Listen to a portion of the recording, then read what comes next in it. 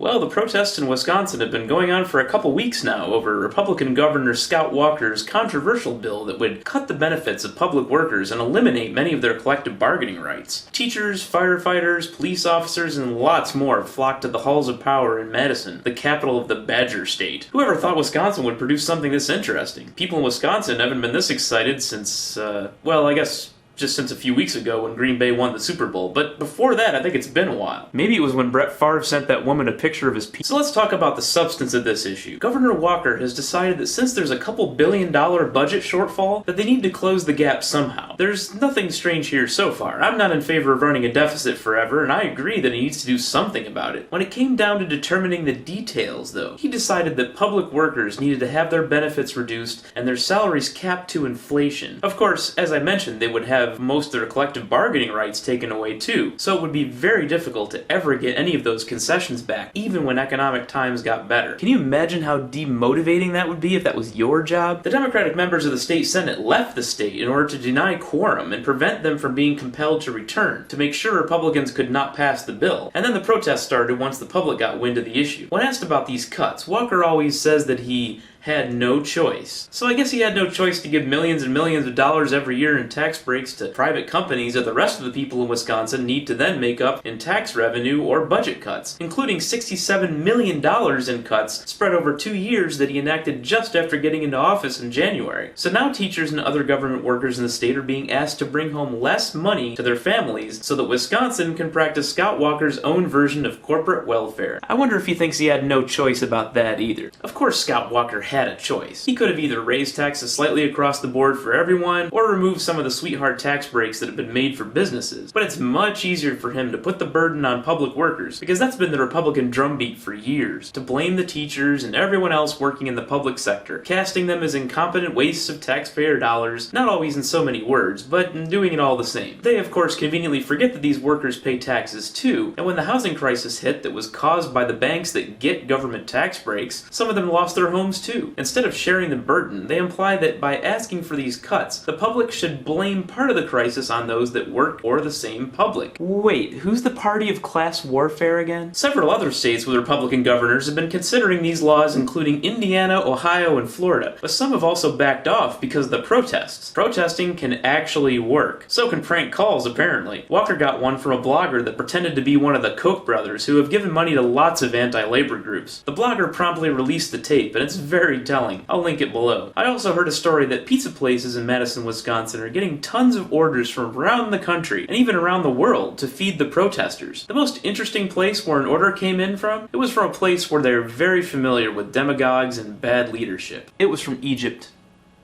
Keep fighting, Wisconsin.